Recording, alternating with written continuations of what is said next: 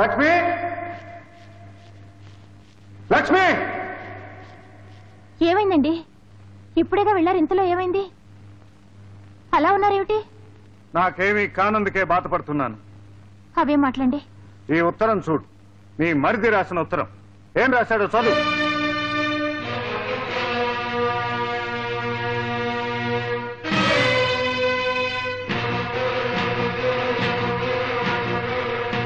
మీరు దీంట్లో కోపం తెచ్చుకోవడానికి ఏముందండి?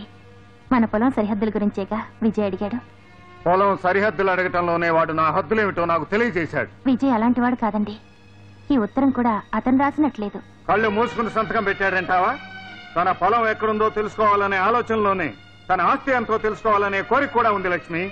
తనంతట తానుగా పంపకాలు కోరే ధైర్యం లేక ఉత్తరం మరొక చేత రాయించి పంపాడు. ఏమండి? నా పొలం ఎంతవరకు అని ఈ ఊళ్ళో ఏ ఒక్కరూ నన్ను అడగలేని ప్రశ్న ఈ రోజు నావాడనుకున్నవాడే నన్ను అడిగాడు. ఇంతకాలం మా అన్నదమ్ములను ఇద్దరిని విడదీయాలని ప్రయత్నం చేసిన శత్రువులందరూ ఓడిపోయారు. ఈనాటికి నా తమ్ముడే అది సాధించాడు. వాణ్ణి నేను తమ్ముడు అనుకోలేదు లక్ష్మి. కన్న బిడ్డ కంటే ఎక్కువగా పెంచాను. బిడ్డను కూడా వాడికిచ్చి కడుపుకోత భరిస్తున్నాను. అందుకు వాడు మనకిచ్చే బహుమతి ఇదేనా? చెప్పు లక్ష్మి. ఫోన్లేండి, అతను చిన్నవాడు. లేదు, వాడు పెద్దవాడైపోయాడు. వాడి ఆస్తి వాడికి అప్పగించాల్సింది. ఆస్తి పంపకాలు చేస్తారా? అవును. తమ్ముడికి పిల్లా పాప పుట్టినా కూడా అన్నగారే అధికారం చెలాయిస్తున్నాడని 10 మంది నా గురించి అనుకోవటం నాకు ఇష్టం లేదు. ఊరందరి సమక్షంలో ఇవాళే పంపకాలు జరిగిపోవాలి. ఏమండి, మరొక్కసారి ఆలోచించండి. బాగా ఆలోచించే ఈ నిర్ణయానికి వచ్చాను. ఇంట్లో ఉన్న బంగారు నగలు, వెండి సామాన్లతో సహా అన్ని తీసుకొచ్చి ఇక్కడ పడాయి. వెళ్ళు. అది కాదండి. చెప్పింది చెయ్యి.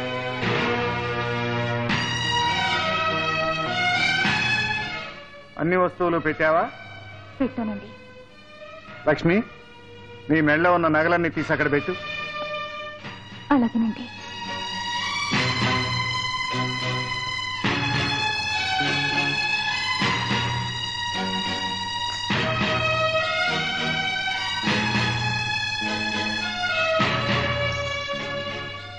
ఆగు.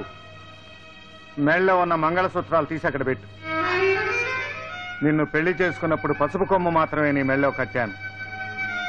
ఏ పసుపు తాడుకు నన్ను ప్రాణాలతో ఉంచే శక్తి లేదా?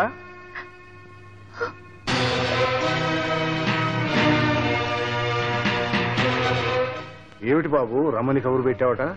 అవును బాబాయ్, విజయ్ ఆస్తి పంపకాలు కోరాడు. అది పెద్దల ముందు జరగాలని నా కోరిక. ఏమిటి, విజయ్ ఆస్తి పంచమని అడిగాడా? నేను నమ్మను. అతని కల్లో కూడా ఈ ఊహరాదు. కళ్ళ ముందు జరిగేది కూడా ఒక్కొక్కప్పుడు కలే అనిపిస్తుంది. కలలు కూడా కలలేనని ఆలస్యంగా అర్థమవుతుంది.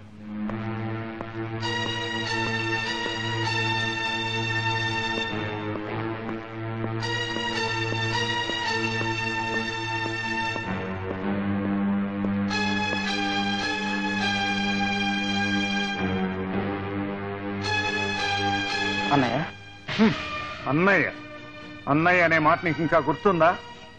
ఉత్తరంలో డియర్ శేఖర్ అని రాస్తే అన్నయ్య అనే సంబోధన కూడా మర్చిపోయావనుకున్నాను. లేదన్నయ్య, నేను ఆ ఉత్తరం రాయలేదు. సంతకం పెట్టమంటే నువ్వు పెట్టింది సంతకం కాదురా, ఈ ఇంటి పరువు మర్యాదకే నిప్పు పెట్టావు. అసలు ఈ తప్పంతా నాదేరా. నీ అంతటా నువ్వు ఆలోచించుకునే తెలివి లేకుండా నేను పెంచాను. ఆ తప్పు దిద్దుకోవటానికే ఈ ఆస్తంతా నీకు అప్పగిస్తున్నాను. నేను పంపకాలేం కోరలేదన్నయ్య. నీ ఉద్దేశం ఏమిటో తెలుసుకోలేని మూర్ఖుని కానరా నేను. నువ్వు కాలేజీలో చదివావు, నేను జీవితాన్నే చదివాను. బాబాయ్, ఆస్తి అంతా 2 భాగాలు చేశాను. చూడండి.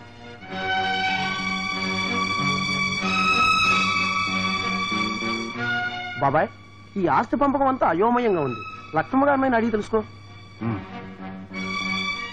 అమ్మా లక్ష్మి, ఉన్న సంపదంతా ఓ చోట కుప్పగా పూసి 2 భాగాలు చేశానంటాడేమిటి అబ్బాయి?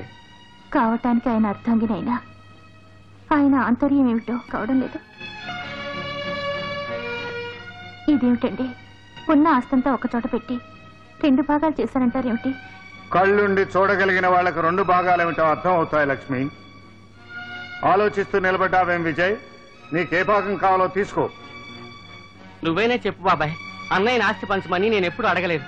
అడగకుండా ఆస్తి పంపకాలు చేయడం అన్యాయం అని చెప్పు బాబాయ్. అతను ఈ నిర్ణయానికి రావడానికి దాని వెనక ఏదో బలమైన కారణం ఉండి ఉంటుంది. కారణం ఏదైనా ఇంతవరకు వచ్చాక పంపకాలు జరిగి తీరాల్సిందే.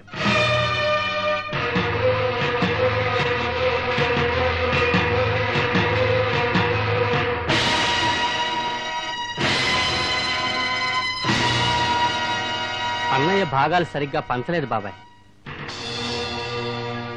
అవును బాబాయ్, ఆస్తి అంతా ఒకవైపు, మరోవైపు తనని పెట్టుకున్నాడు. ఏది కావాలో కూడా నన్నే నిర్ణయించుకోమన్నాడు. ఈ ఆస్తి ఏంటన్నయ్యా? ఈ ప్రపంచంలోని ఆస్తి మొత్తం కలిపి గుట్టగా పోసినా సరే నీ కాలి కోటికి సరిపోదు. నా శరీరంలోని ప్రతి అణువు, ప్రతి రక్తపొట్టు, ఆఖరికి నా శ్వాస కూడా నువ్వే కావాలని కోరుకుంటున్నానయ్యా. ఈ డబ్బు, ఈ ఇల్లు, ఈ బంగారం ఇవేవి నాకు అక్కర్లేదన్నయ్యా.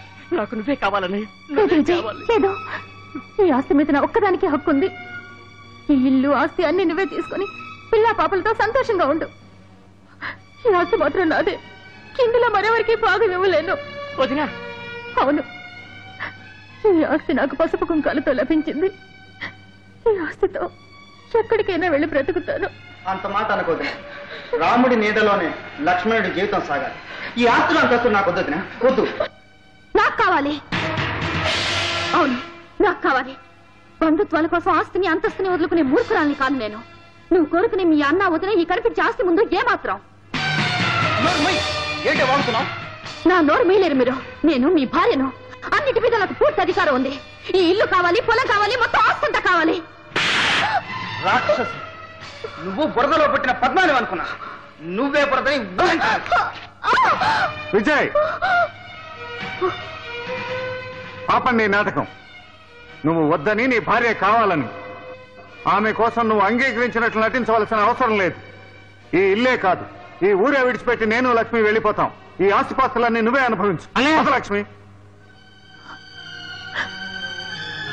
అన్నయ్య, అన్నయ్య,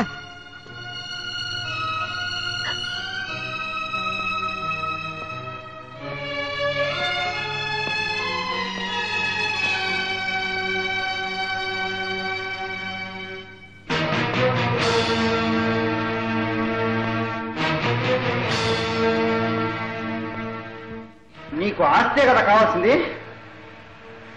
ఇదిగో తీసుకో.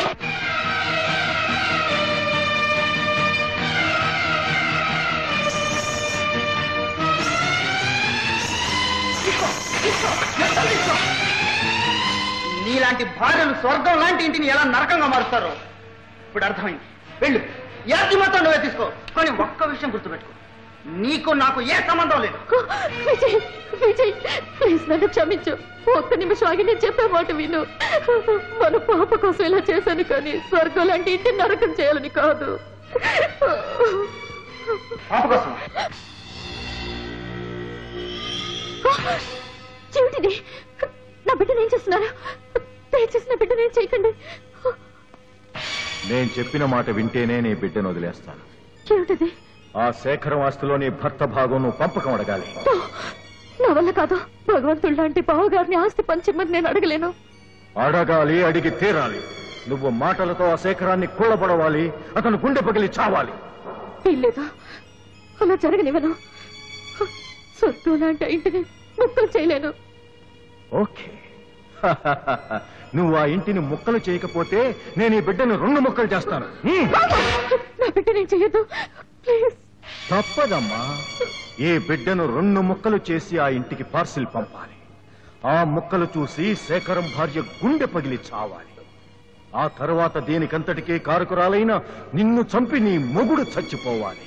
ఆ స్వర్గం లాంటి ఇల్లు దెయ్యాల కొంపగా మారిపోవాలి. అప్పుడే నా పగ చల్లారేది. వద్దు, నా బిడ్డకి ఏం జరిగినా వాళ్ళు భరించలేరు. అయితే వెళ్ళు. ఆ పంచుకున్న డబ్బు, దస్కం, నగ, నట్ర అన్నీ తెచ్చి నాకు అప్పగించు.